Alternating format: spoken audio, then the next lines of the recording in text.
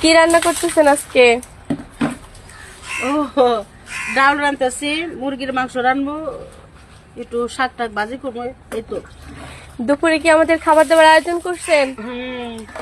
ডালে কি লবণ পারফেক্ট হয়েছে? পারফেক্ট হয়েছে ইনশাল্লাহ। আপনারা আইসেন আমার বাড়িতে, শ্বশুর বাড়িতে, আপনাদের আমি সুন্দর করে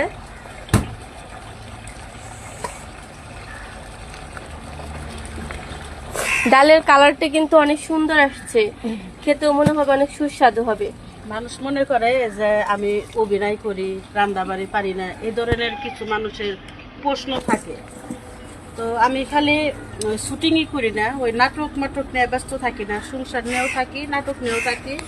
আসলে আমরা হচ্ছে নামাজও করি। অনেকে মানুষের মনে করে শুটিং করে, নামাজ পড়ে না, সংসারে কোনো কাজ করে না, নাচ গান করে বেড়ায়।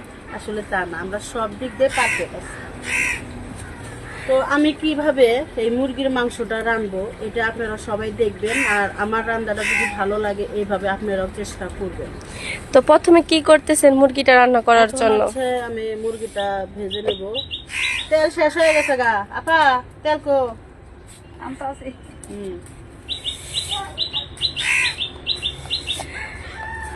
আসলে রান্নার স্বাদ হয় কিনা সেটা পরিপাটিও তো দেখে বোঝা যায়।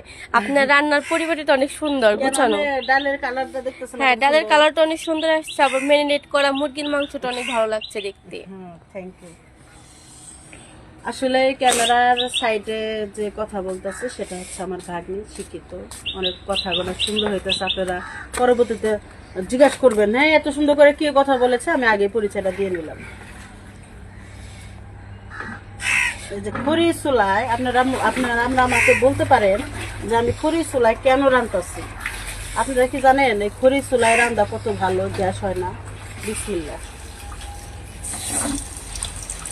এদিকে পুলিশ করে দেখাও, ক্যামেরা জানি নড়ে না।